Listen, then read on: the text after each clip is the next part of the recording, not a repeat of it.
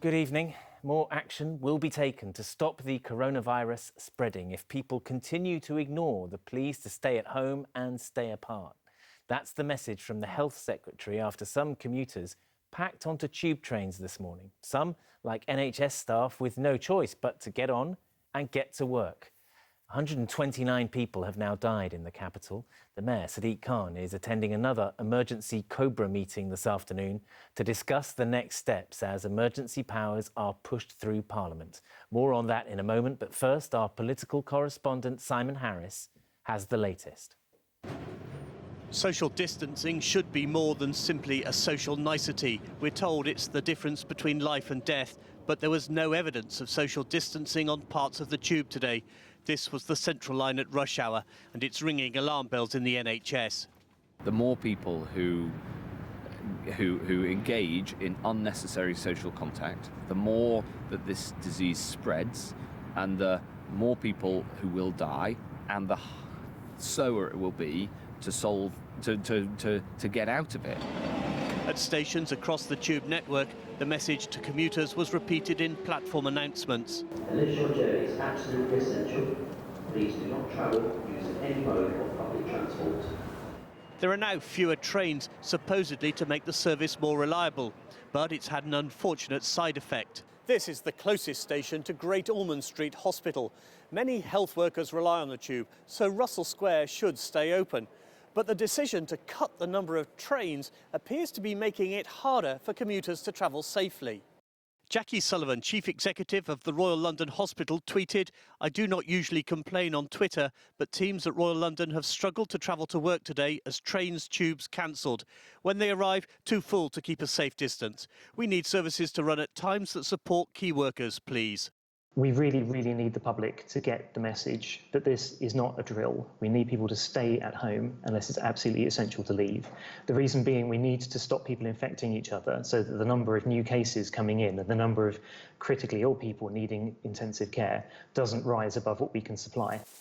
It's not just hospitals struggling with supply and demand. The ambulance service is also on the front line, on the road and in the control rooms. London's 999 service took 8,000 calls in one day, more even than on New Year's Eve.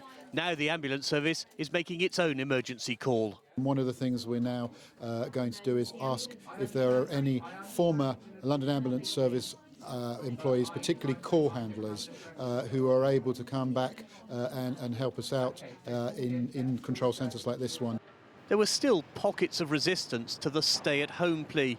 Some construction workers were still clocking on. To help ease pressure on the tube, the congestion charge and ultra-low emission zone was suspended, and some commuters made the most of it.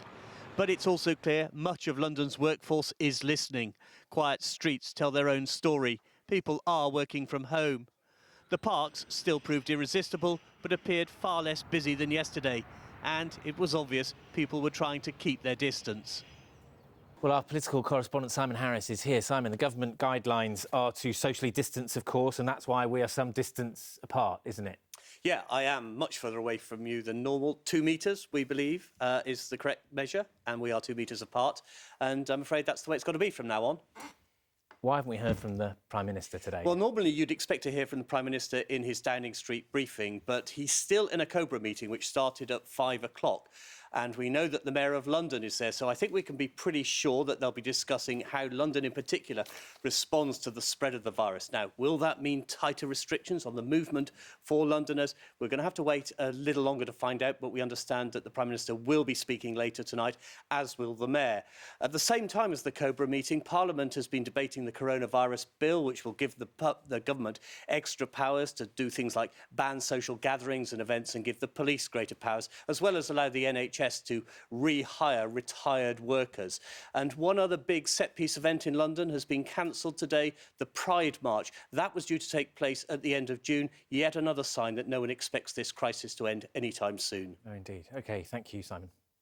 Good evening. As the number of confirmed cases and deaths with coronavirus in London grows, so does the confusion about what we all should be doing to limit the spread of the disease. London's streets and public spaces were notably quieter today, but people were still packing onto the tube this morning, putting key workers like NHS staff at greater risk of catching the virus. Today, the latest announcement from the government was a new 4,000-bed hospital at the ExCeL Centre, which will be set up by the military, ready to open next week. Our political correspondent Simon Harris reports. East London's ExCeL Centre, home to the boat show and arms fairs. Now it's to become a giant emergency field hospital for coronavirus patients called the Nightingale. The NHS Nightingale Hospital will comprise 2 wards, each of 2,000 people. With the help of the military and with NHS clinicians, we will make sure that we have the capacity that we need so that everyone can get the support they need. No one disputes the work to make ExCeL ready is crucial, but what about other building projects? This was Battersea Power Station, a huge housing development. Here and at sites across London, thousands of workers clocked on, ignoring the order to stay at home. Another busy site was the Olympic Park. It begged the question, are they essential workers? The government appeared to think so. It is the case that there are circumstances in which construction workers can work safely, and we would encourage construction workers who can work safely to go to work in order to make sure that the repair and the construction of critical infrastructure continues. But the mayor disagreed and said he told the Prime Minister his view yesterday. A lot of construction isn't critical or essential, but also anybody who's been on a building site, I used to be a labourer on a building site, but also as the mayor I visit building sites, it is so hard to be 2 metres apart. Shortly afterwards, the mayor pulled the plug on construction projects under his control. Work on Crossrail was suspended, along with the Northern Line extension, Bank Station and new bike lanes. It's another blow for the Elizabeth line, as Crossrail will be known. Crossrail was already more than £3 billion over budget and running years behind schedule. It wasn't immediately clear what impact this new hold-up will have on the final cost or the plan to open the railway next summer.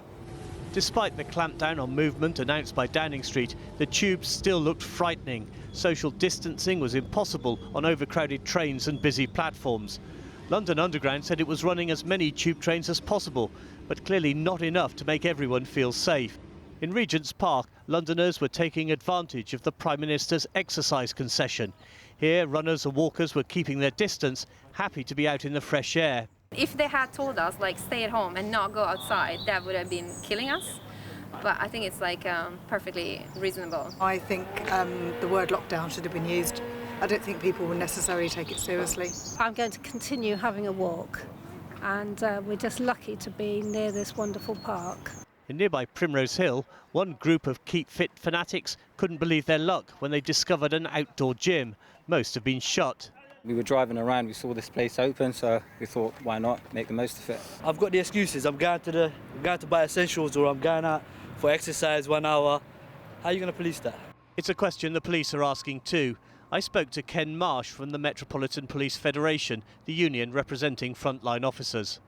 It is going to be very challenging, very difficult for us to enforce people stopping behaving in the way they are at the moment. That said, we as the police will do our utmost to make sure we deliver this, because it is for the protection of the public. Rush hour on the Brompton Road in Knightsbridge next to Harrods. Gridlock here is not unusual, but not today. Simon Harris, ITV News. Good evening. Please think again. The warning tonight from a mother who has said her fit and healthy daughter has died from the coronavirus. The family of 21-year-old Chloe Middleton from High Wycombe paid tribute today to the beautiful and kind-hearted young woman and pleaded for people to think again about their actions to protect others. But this morning, during rush hour, the tubes were yet again busy with people travelling around the capital, and confusion remains around exactly who and what counts as key work, as our political correspondent Simon Harris reports.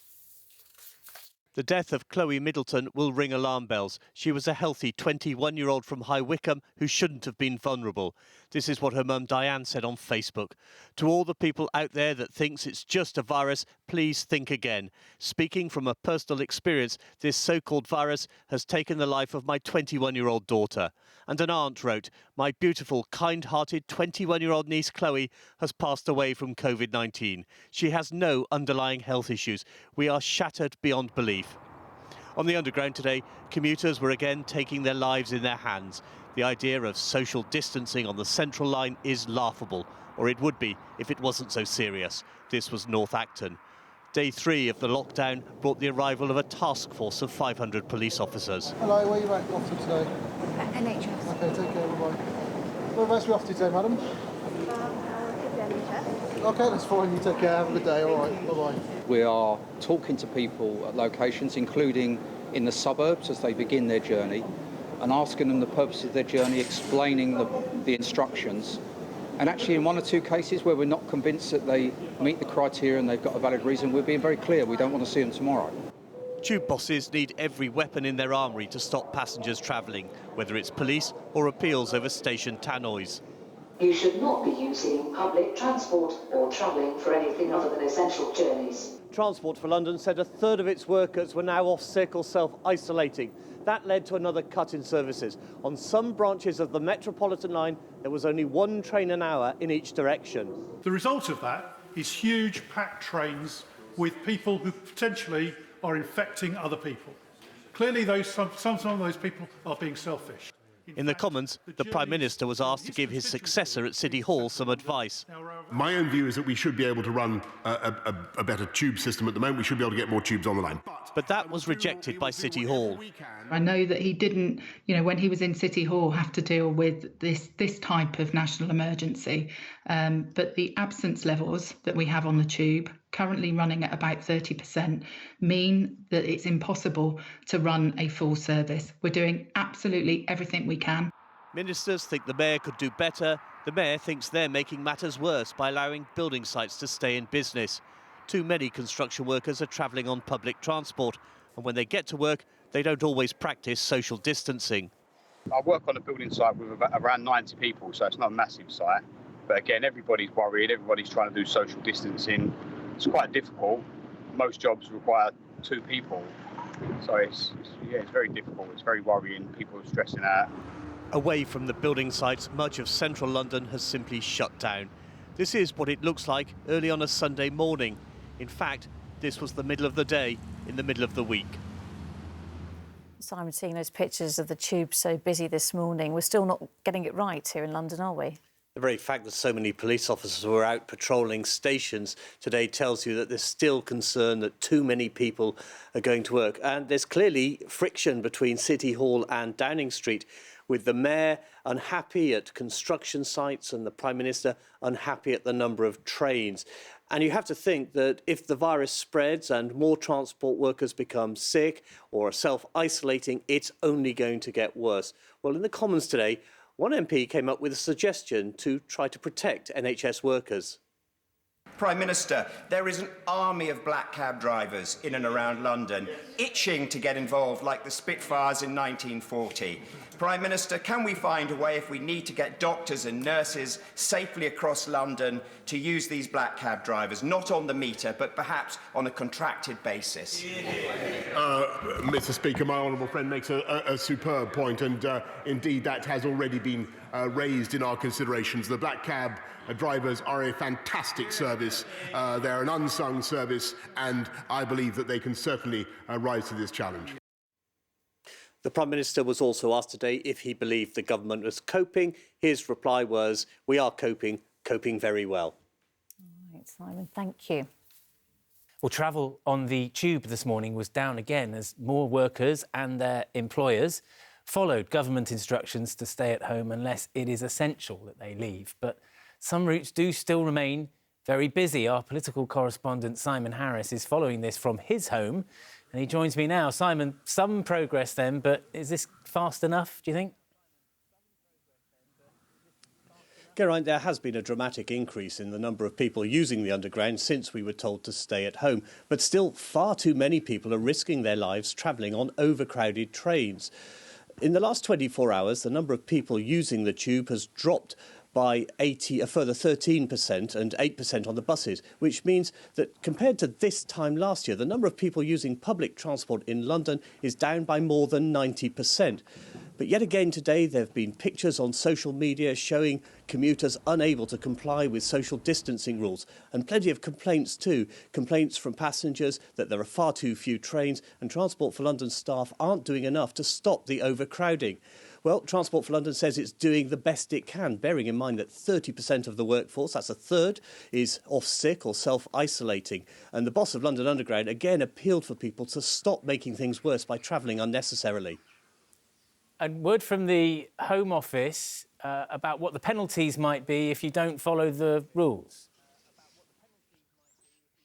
Yes, as of 1 p.m. today, anyone who flouts the stay-at-home rule risks being given an on-the-spot fine.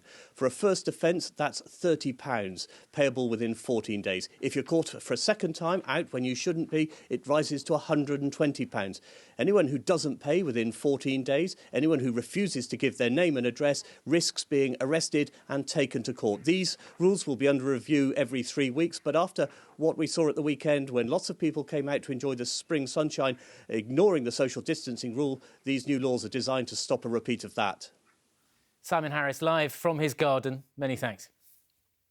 Good evening. This week started with the Prime Minister's national address, enforcing restrictions to limit the spread of the highly contagious coronavirus.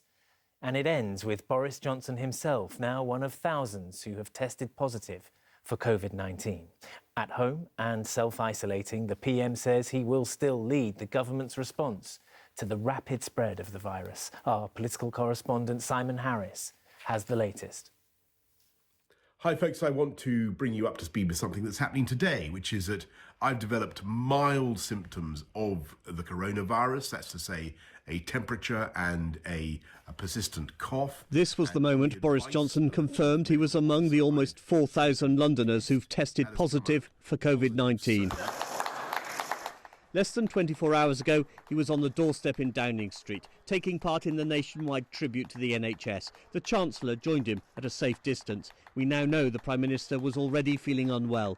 Now he's in self-isolation in a flat inside number 11 Downing Street. Meals are being left at his door. Good afternoon. On Wednesday, the Prime Minister hosted the daily update from inside number 10. In recent days, he and the government's medical and scientific advisors have stood further apart, and journalists are no longer allowed into the room. But his quarantine meant he wasn't at today's news conference, and instead of passing on the latest information, he became the story. The Prime Minister has only mild symptoms. He took part in, he chaired a video conference earlier today. The Prime Minister knew the advice for avoiding the virus. Wash your hands. Wash your hands. You knew I was going to say this, but wash our hands with soap and water, and forgive me. Now he's infected. Washing your hands is one of the ways to stop you from getting COVID-19, or at least minimise the risk. But it is also out there in respiratory air droplets. And so it could be that someone has coughed or sneezed around him and he's therefore inhaled it. It may not be because he's not been washing his hands. The Prime Minister's father, Stanley, told ITV News, "Very sorry to hear it, and we have sent a message to the PM, sending our love and wishing him a speedy recovery." Well-wishers included political opponents. Sadiq Khan tweeted, "Sorry to hear this and hope you feel better soon. Thank you for everything your government is doing to help us fight this." The Prime Minister's fiancée, Carrie Symonds, is expecting their first child. The couple will have to stay apart until doctors give him the all-clear. I am working from home. I'm self-isolating. In his message on Twitter today, Mr Johnson said he was still able to lead the government's effort to defeat the pandemic. Simon Harris, ITV News.